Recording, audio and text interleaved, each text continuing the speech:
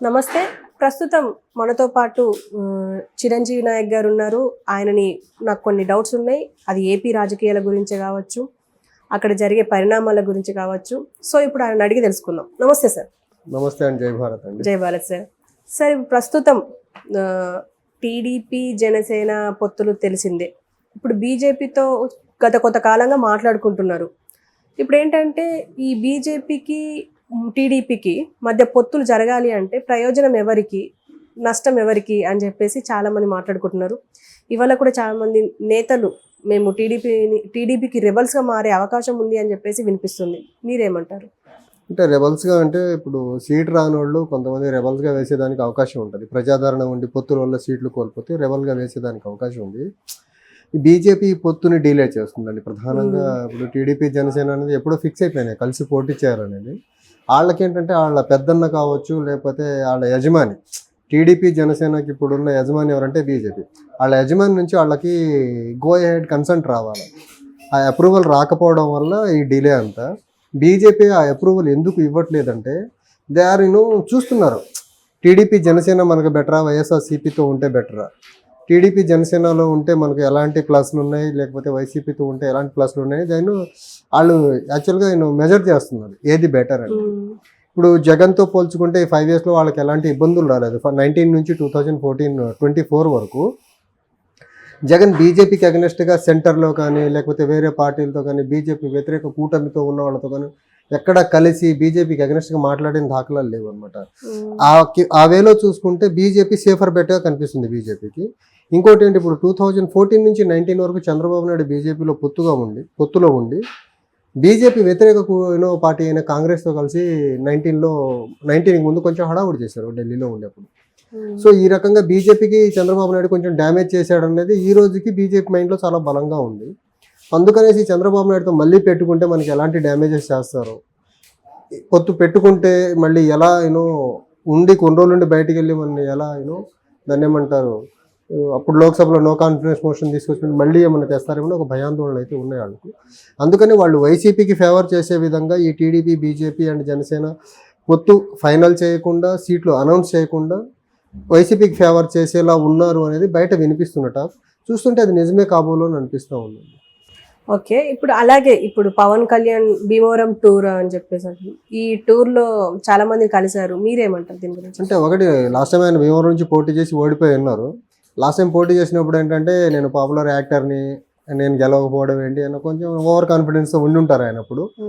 So ఈసారి last time over confidence ఓడిపోయారు కాబట్టి దాని నుంచి నేర్చుకున్న లెసన్ కావచ్చు, లేకపోతే ఇప్పటికే భీమవరంలో ఆల్రెడీ వైసీపీ ఎమ్మెల్యే కొంచెం క్యాంపెయిన్లో అడ్వాన్స్డ్గా ముందుకు వెళ్ళిపోతున్నారు. సో నేను ఇప్పటికీ కానీ ఎవరిని కలవకపోతే మళ్ళీ 2019లో వచ్చిన రిజల్టే మళ్ళీ వస్తేమో ఒక భయం కావచ్చు. నాకు కొంతమంది ఫ్రెండ్స్ ఉన్నారు, అక్కడ అంత ఈజీ కాదు పవన్ కళ్యాణ్ గారికి ఈసారి కూడా అనేది వినిపిస్తా ఉంది. నా ఫ్రెండ్స్ నాతో చెప్తున్నమాట. సో అవి ఆయన దాకా కూడా వెళ్ళుండొచ్చు కదా, అంత ఈజీగా ఏం లేదు భీమవరంలో మళ్ళీ పోటీ చేసిన అనేది. సో దాన్ని బేస్ చేసుకొని ఈసారి గెలవాలంటే కనీసం కొంతమంది పెద్దల్ని కలిసి వాళ్ళ మద్దతు కూడగట్టే పని చేస్తున్నారేమో అన్నట్టు నాకు అనిపిస్తూ ఉంది. ఆ మాత్రం కూడా తిరగకపోతే ప్రజల్లో ఒక రకమైన దాన్ని ఏమంటారు, ఒక ఫీలింగ్ ఉంటుంది కదా, ఇక్కడ నుంచి కంటెస్ట్ చేశారు, ఓడిపోయారు, కనీసం ఇప్పుడు ప్రజా సమస్యల గురించి ఎప్పుడు మాట్లాడాలి, భీమవరంకునే ప్రాబ్లమ్స్ ఏంటో ఎప్పుడు ఒక ప్రెస్ మీట్ పెట్టి అడ్రస్ చేసిన పాపాన పోలేదు. ఆయన పోటీ చేశారు, ఓడిపోయారు, వదిలేశారు ఆ కాన్స్టిట్యున్సీని. తర్వాత ఎప్పుడు విజిట్ చేయాల, ఏదన్నా అఫీషియల్గా పార్టీ కార్యక్రమాలకు వెళ్ళుంటారు. కానీ ఒక కంటెస్టింగ్ క్యాండిడేట్ ఆ కాన్స్టిట్యున్సీని ఎలా చూస్తారు, ఎలా విజిట్ చేస్తారు, ఆ కాన్స్టిట్యున్సీలో ఉన్న ఇష్యూస్ని ఎలా గవర్నమెంట్ దృష్టికి తీసుకొస్తారు, లేకపోతే ఎలా అడ్రస్ చేస్తారనేది ఆ వేలో చూస్తే పవన్ కళ్యాణ్ గారు భీమవరంని ఒక అపోజిషన్ క్యాండిడేట్గా రిప్రజెంట్ చేసినట్టయితే నాకు అనిపించలేదు.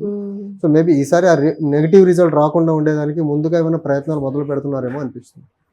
ఓకే, ఇప్పుడు ఎలాగో జనసేన గురించి మాట్లాడుకున్నాం కాబట్టి వైసీపీ ప్రభుత్వాన్ని విమర్శిస్తూ నాగబాబు గారు ఒక పిట్టకథ రాసుకొచ్చారు ట్విట్టర్లో, అంటే ఎక్స్లో. దాని గురించి మీరేమంటారు? అంటే ఆయన పిట్టకథలు చెప్పడంలో కొంచెం ఎక్స్పర్ట్గా నాకు అనిపిస్తుంటా పర్సనల్గా. సో ఆయన ఏంటంటే ఆ పాలిటిక్స్ని జబర్దస్త్లో చేసే ఆ డబల్ ట్రిపుల్ మీనింగ్ డైలాగ్ని సేమ్ అదే వేలో పాలిటిక్స్లో కూడా మాట్లాడుతుంటారు. సో ఒక మెచ్యూర్డ్ పొలిటీషియన్గా ఎప్పుడు ఆయన మాట్లాడినట్టు నాకైతే ఎప్పుడు కనపడలేదు. సో ఇన్ దట్ వే ఆయన ఆ పార్టీకి కొంచెం నెగిటివ్ బ్యాగేజ్లోనే కనిపిస్తూ ఉంటారు నాకైతే ఎప్పుడు. సో డెమోక్రసీలో ఒక పొలిటికల్ పార్టీలో మెచ్యూర్డ్గా మాట్లాడాల్సిన పర్సన్లో ఆయన అయితే మాట్లాడరు. ఒక డెమోక్రసీలో మాట్లాడాల్సిన మెచ్యూర్డ్ పర్సన్లో ఉండాల్సిన ఆయన అలా మాట్లాడరు. ఇంకోటి ఆయన పార్టీ ప్రెసిడెంట్కి అన్న కదా, ఎంతో బాధ్యతగా మాట్లాడాలి. ఆయన పిట్టకథలు చెప్తే ఎవరు నమ్ముతారండి? పోరాటాలు చేయాలి, ప్రజల్లో ఉండాలి. ఎప్పుడు 2 నెలలకు ఒకసారి 3 నెలలకు ఒకసారి హాలిడే ట్రిప్కి వచ్చినట్టు ఆంధ్రప్రదేశ్కి వెళ్ళి సో పిట్టకథలు చెప్తే ఎవరు నమ్ముతారండి? అది మానుకొని ప్రజల కోసం ఏమన్నా ఫైట్ చేయగలరేమో చెప్తే బాగుంటుంది. నేను పిట్టకథలు ఏంటండి? ఓకే. అండ్ ఇప్పుడు వేమిరెడ్డి గురించి మాట్లాడుకుంటే వైసీపీలో ముఖ్య నేత, ఇప్పుడు ఆయన కూడా పార్టీ మారుతున్నారు అని చెప్పేసి న్యూస్ వస్తుంది. మేబీ ఆయన రియలైజ్ అయ్యి ఉండుంటారేమో ఎలాగో ఓడిపోయే ప్రభుత్వమే ఇది అనేసి. ఎందుకంటే 5 yearsలో failure government. So failure government, అందుకని వాళ్ళు ఓడిపోతారనేను ఆ రిపోర్ట్ వాళ్ళ దగ్గర ఇంటెలిజెన్స్ రిపోర్ట్ ఉండటం వల్లే చాలామంది అభ్యర్థుల్ని మార్పులు చేర్పులు చేయడాలు, ఒక జిల్లా నుంచి ఇంకో జిల్లా కూడా మార్చున్నారు కొంతమందిని. తర్వాత కొంతమంది పార్లమెంట్ నుంచి అసెంబ్లీకి మార్చున్నారు, కొంతమంది అసెంబ్లీ నుంచి పార్లమెంట్కి మారుతున్నారు, కొంతమందికి సీట్ నిరాకరించారు. ఇదంతా ఎందుకు చేస్తున్నారంటే ప్రజల్లో వాళ్ళ మీద కరుడు కట్టినదాను ఒక కూరుకుపోయిన వ్యతిరేకత ఉండడం వల్ల ఆ వ్యతిరేకత నుంచి జనాల్ని డైవర్ట్ చేసి మళ్ళీ ఏదోలా ఎలక్టరల్ గెయిన్స్ పొందేదానికి ఇవన్నీ చేస్తున్నారు. మేబీ మీరు చెప్పిన పేరు ఏదైతే ప్రభాకర్ రెడ్డి గారి పేరు ఉందో ఆయన రియలైజ్ అయి ఉంటాడు, ఎలాగో ఓడిపోతాం కదా, వేమిరెడ్డి ప్రభాకర్ రెడ్డి గారు ఓడిపోతున్నామని గ్రహించి ముందుగానే రాజీనామా చేసి బయటకు వచ్చేసారేమో అనిపిస్తుంది ఆ పార్టీలో నుంచి. ఇప్పుడు అట్లనే ఈ వైఎస్ జగన్ షర్మిలని కావాలనే కాంగ్రెస్ లోకి పంపించారు అని చెప్పేసి ఒక వార్త వస్తుంది. దాని గురించి ఇప్పుడు ఎవరు కావాలని పంపించలేదు. షర్మిల చిన్నపిల్లేం కాదు కదా. ఆవిడ బేసిక్గా పాలిటిక్స్లో బిగినింగ్ నుంచి కొన్ని రోజులు వాళ్ళ నాన్నగారు చనిపోయిన తర్వాత మా అన్నే మొత్తం సర్వస్వం మాకు అని చేసింది ఆవిడ. తర్వాత బయటకు వచ్చింది. తర్వాత ఆవిడేసే ప్రతి స్టెప్ ఎలా ఉందంటే ఇర్రెలవెంట్ స్టెప్స్ చేస్తున్నారు. ఆంధ్ర వారసత్వం పెట్టుకుని తెలంగాణలో కోడళ్ళని ఇక్కడికి వచ్చి ఏదో హంగామా చేసింది. ఇక్కడ ఏం జరిగిందో, ఎంత ట్రోల్స్ గురైందో చూసాము. ఇప్పుడు ఏపీకి వెళ్ళారు. ఏపీలోకి వెళ్ళడం వల్ల తెలంగాణలో ఆవిడేసిన ఫీడ్స్ ఏవైతే ఉన్నాయో అవి నెగిటివ్గా మారిపోయినాయి. అక్కడ అబ్బోళ్ళు ఆవిడ రిప్రజెంట్ చేస్తున్న పార్టీ ఏంటిది? కాంగ్రెస్ పార్టీ. ఆంధ్రప్రదేశ్కి తీరని ద్రోహం చేసిన పార్టీ, విడగొట్టేసి ఆంధ్రప్రదేశ్కి రావాల్సిన ఏ అంశాన్ని కూడా బిల్లులో చక్కగా పెట్టని పార్టీ. ఆ పార్టీని ఆవిడ ఎంత లేపాలని ట్రై చేస్తే ఎలా అవుతుంది? అవ్వదు. ఇంకోటి షర్మిల గారి మీద ఉన్న ఇంకొక నెగిటివ్ ఏంటి? ఇప్పుడు ఈరోజు ఆంధ్రప్రదేశ్లో 2019 నుంచి ఇప్పటి వరకు పరిపాలిస్తున్న వైఎస్ఆర్సీపీ గవర్నమెంట్ వచ్చేదానికి ఆవిడ పాత్ర చాలా ఉంది కదా. అలా చాలా కాంట్రిబ్యూట్ చేస్తున్నారు ఆవిడ ఆ పార్టీకి. ఈ మిస్ గవర్నెన్స్ ఈ 5 సంవత్సరాలు వైఎస్ఆర్సీపీ అందిస్తుందంటే దానికి ఆవిడ కాంట్రిబ్యూషన్ ఉంది. కాబట్టి ఫస్ట్ ఆవిడ అన్కండిషనల్ అపాలజీ చెప్పాలి. ఆవిడ చేసిన తప్పుకి వాళ్ళ అన్నకు మద్దతు పలికి చేసిన తప్పుకి ఫస్ట్ ఆవిడ ఆంధ్రప్రదేశ్ ప్రజలకు క్షమాపణ చెప్పాలి. తర్వాత కార్యాచరణ మొదలు పెడితే బాగుంటుంది. ఆవిడేదో తప్పు చేయనట్టు క్లీన్ ఇమేజ్ ఉన్న నాయకురాల్లో వచ్చి చేస్తే ఎలా? ఆవిడ 2 మిస్టేక్స్ ఇప్పుడు ఆవిడ. ఒకటి, ఆంధ్రప్రదేశ్కి ద్రోహం చేసిన పార్టీని రిప్రజెంట్ నంబర్ 1. నంబర్ 2, 5 సంవత్సరాలుగా మిస్ గవర్నెన్స్ ఇచ్చి ఆంధ్రప్రదేశ్ని అభివృద్ధిలో పురోగమి దిశగా తీసుకెళ్తున్న పార్టీకి ఒకప్పుడు సపోర్ట్ చేసింది ఆవిడ. ఆవిడ తప్పుల్ని ఫస్ట్ ఫర్గివ్ చేయండి అని అడుక్కోవాలి కదా ఆవిడ. అలా చేయకుండా డైరెక్ట్గా ఆవిడేదో పెద్ద దాన్ని ఏమంటారు, ఒక అంతర్జాతీయ నాయకురాలు లేక ఇక్కడ కాకపోతే అక్కడ, అక్కడ కాకపోతే ఇక్కడ, నాకుండే పాపులారిటీ వేరే వస్తే పని అవ్వదు కదండి. జనాలు ఇవన్నీ గమనిస్తూ ఉన్నారు. వాళ్ళన్న గవర్నమెంట్ తీసుకొచ్చే దాంట్లో ఆవిడ పాత్ర జనాలకు తెలియదా? గమనిస్తున్నారు. సో ఆవిడని అంత సీరియస్గా తీసుకోవాల్సిన అవసరం అయితే లేదండి. ఇప్పుడు వైవి సుబ్బారెడ్డి గురించి మాట్లాడుకుంటే టీడీపీని ప్రతి సభ నుంచి, అంటే రాజ్యసభ నుంచి మెల్లిమెల్లిగా తొలగిస్తాం, ఇంకా దాని నామరూపం లేకుండా చేస్తామని చెప్పేసి ఒక కామెంట్ చేశారు. ఏదో కర్మగాలి ఒక్క ఛాన్స్ అని జనాలు నమ్మి కొన్ని ఓట్లు ఇవ్వడం వల్ల ఆ ఎమ్మెల్యేలు రాజ్యసభ ఎంపీలు ఎన్నుకుంటారు. కర్మగాలి ఒక్క ఛాన్స్ 10 సంవత్సరాలుగా రోడ్ల మీద తిరుగుతున్నాడు. తండ్రి చనిపోయిన తర్వాత అప్పటి ఉన్న గవర్నమెంట్ ఇబ్బంది పెట్టింది అనే రకరకాల సాకులు చూపి ఒక సింపతితో వచ్చిన గవర్నమెంట్ అది. ఆ సింపతితో 151 సీట్లు రావడం వల్ల మేబీ వాళ్ళ రాజ్యసభకి ఎంపికయ్యే ఎంపీలకు కావాల్సిన నంబర్ వాళ్ళ దగ్గర ఉండటం వల్ల జరిగి ఉండొచ్చు. అంత మాత్రాన మళ్ళీ అదే మ్యాండేట్ వచ్చి అన్ని సభల్లో లేకుండా చేస్తామంటే అది రాజ్యాంగపరంగా అది అంత కరెక్ట్ అయిన స్టేట్మెంట్ అయితే కాదు. రాజ్యాంగంలో డిసైడ్ చేయాల్సింది ఏ సభలో ఎవరు ఉండాలి ఎవరు ఉండకూడదని డిసైడ్ చేయాల్సింది ప్రజలు డిసైడ్ చేస్తారు 2024లో. ఆయన ఒక్క ఓటుతో ఆంధ్రప్రదేశ్ రాజకీయాలు మొత్తం మారిపోవు కదండి. అది ఆయన పెత్తందారితనానికి, ఆయన అహంకారానికి నిదర్శనం తప్ప ప్రజాస్వామ్యంలో ప్రజలు అల్టిమేట్గా ఏ సభలో ఎవరు ఎంతమంది ఉండాలని డిసైడ్ చేయాల్సింది వైవి సుబ్బారెడ్డి గారు కాదు కదా. మొన్న అంటున్నాడు ఆయన ఎంత ఇర్రెస్పాన్సిబుల్ స్టేట్మెంట్ అంటే, వాళ్ళ పార్టీ 2019కి ముందు అమరావతి రాజధానిని, 19 నుంచి 24 మొన్నటి వరకు 3 రాజధానులు అని చెప్పి, ఇప్పుడు అమరావతి నుంచి యూటర్న్ తీసుకొని 3 రాజధానులు అన్నారు. 3 రాజధానుల నుంచి యూటర్న్ తీసుకొని ఇప్పుడు హైదరాబాద్ రాజధాని అంటున్నారు వాళ్ళు. సో అంత ఇర్రెస్పాన్సిబుల్ లీడర్ ఆయన మాటలు ఎలా సీరియస్గా తీసుకుంటామండి మనం అసలు. అయితే ఇప్పుడు ఒక ఆర్టికల్ నేను ఈ మధ్య చూసాను, ఏంటంటే వైసీపీ ప్రభుత్వం ఇచ్చే లాభాలు అయితే ఏమైనా ఉన్నాయి, పథకాలు అయితే ఏమైనా, అందులో ఫస్ట్ లబ్ధిదారు జగనే అని చెప్పేసి ఒక ఆర్టికల్ రాసుకుంటూ వచ్చింది. ఎందుకంటే ప్రతి కమిషన్ లో పర్సంటేజ్ కమిషన్, ప్రతి పథకంలో కమిషన్ ఆయనకే వెళ్తుంది కాబోలు, మేబీ ఉండొచ్చు. ఫస్ట్ లబ్ధిదారుడు ఆయన కుటుంబ సభ్యులు ఉండడానికి అవకాశం ఉంటుంది. ఎందుకంటే ప్రతి స్కీమ్ లాంచ్ చేసే ముందు వాళ్ళ పేపర్లో వాళ్ళ టీవీలోనే అడ్వర్టైజ్మెంట్ వస్తుంది కదండి. So in that way beneficiaries వాళ్ళే కదా. పథకం లాంచ్కి ముందే వాళ్ళకు యాడ్స్ రూపంలో వాళ్ళకు రెవెన్యూ వస్తుంది కదా, టీవీకి కానీ పేపర్కి కానీ. ఇన్ దట్ వే వాళ్ళే ఫస్ట్ బెనిఫిషరీస్ ఉండొచ్చు.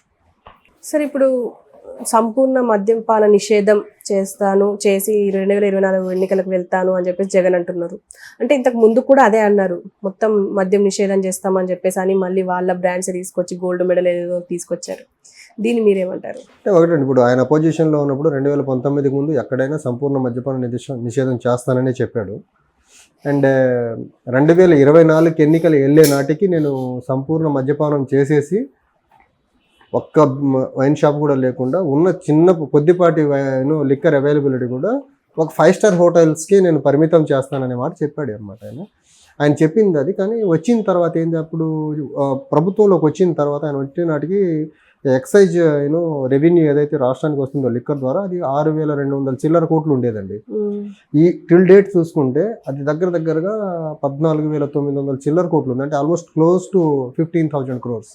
6,000 కోట్ల నుంచి 15,000 కోట్లు, అంటే ఒక 10,000 కోట్ల రూపాయలు, ఆల్మోస్ట్ 9,000 కోట్ల రూపాయలు ఎక్కువ ఆదాయము లిక్కర్ ద్వారానే తేగలిగాడు. అంటే సంపూర్ణ మద్యపాన నిషేధం అని చెప్పి వచ్చిన ఆయన ఆంధ్రప్రదేశ్ రాష్ట్రాన్ని ఒక నాసి రకమైన మద్యం తీసుకొచ్చి ఆంధ్రప్రదేశ్ రాష్ట్రాన్ని మద్యం మత్తులో ముంచేశాడండి. మద్యమే కాకుండా విచ్చలవిడి గంజాయి సాగు, గంజాయి అమ్మకాలు ఆంధ్రప్రదేశ్ రాష్ట్రం మొత్తం.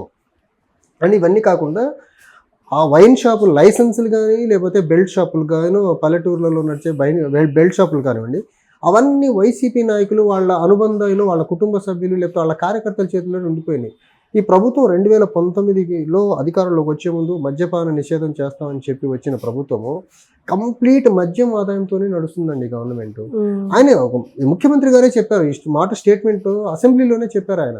మద్యం ద్వారా వచ్చే ఆదాయాన్ని అపోజిషన్ రాకుండా చేస్తుంది, మద్యం ద్వారా కొంచెం ఆదాయం రావడం వల్లే కదా రాష్ట్రానికి అప్పులు పుట్టేది, ఆ ఆదాయం చూపిస్తే. తర్వాత ఆ ఆదాయం ద్వారానే కదా మహిళలకు కొన్ని వెల్ఫేర్ చేసి కొన్ని స్కీమ్స్ ద్వారా డబ్బులు పంచగలిగేది. అంటే ఈ మహిళలు కూడా ఆలోచించాలి. ఇక్కడ జగన్ ఏదో డబ్బులు ఇస్తున్నాడు వైసీపీ ప్రభుత్వం, ఎక్కడి నుంచి ఇస్తున్నారు? మీ కుటుంబాల్లో మగవాళ్ళు తాగే వైన్ నుంచి వచ్చిన ట్యాక్సెస్ మీకు ఇస్తున్నారు. మళ్ళీ మీకు ఇచ్చిన డబ్బులు మీ ఇంట్లో మగవాళ్ళ దగ్గర నుంచి మద్యం యొక్క ట్యాక్స్ రూపంలో మళ్ళీ తీసుకుంటున్నారు. ఇది ఒక చైన్ రియాక్షన్ అయిపోయింది వైసీపీ గవర్నమెంట్కి. పేదోళ్ళకి డబ్బులు ఇవ్వడము, ఆ డబ్బునే మళ్ళీ విద్యుత్ ఛార్జీల రూపంలోనూ, చెత్త పన్ను రూపంలోనూ, లేకపోతే ఇప్పుడు మద్యం రూపంలోనూ, ఈ రకంగా పొద్దున్నే ఇచ్చి సాయంత్రానికి మళ్ళీ రిటర్న్ తీసుకుంటుంది గవర్నమెంట్. సో ఈ రకంగా వైసీపీ గవర్నమెంట్ అనేది ప్రధానంగా అభివృద్ధి లేకుండా మద్యం ఆదాయంతో నడుస్తున్న గవర్నమెంట్, అప్పులతో నడుస్తున్న గవర్నమెంట్. నేను ఈరోజు పేపర్లో చూసా, ఈ సంవత్సరంలో వాళ్ళు దగ్గరగా చేసిన అప్పు 9,000 కోట్లు. అసలు సంపద సృష్టి అనేది మర్చిపోయి అప్పులు మద్యం వ్యాపారం చేస్తే కాలం వెళ్ళబుస్తున్న ప్రభుత్వం ఇది. సో ప్రజలు కొంచెం అప్రమత్తంగా ఆలోచించి ఈ ప్రభుత్వాన్ని చాలా తొందరగా ఇంటికి పంపించాలండి.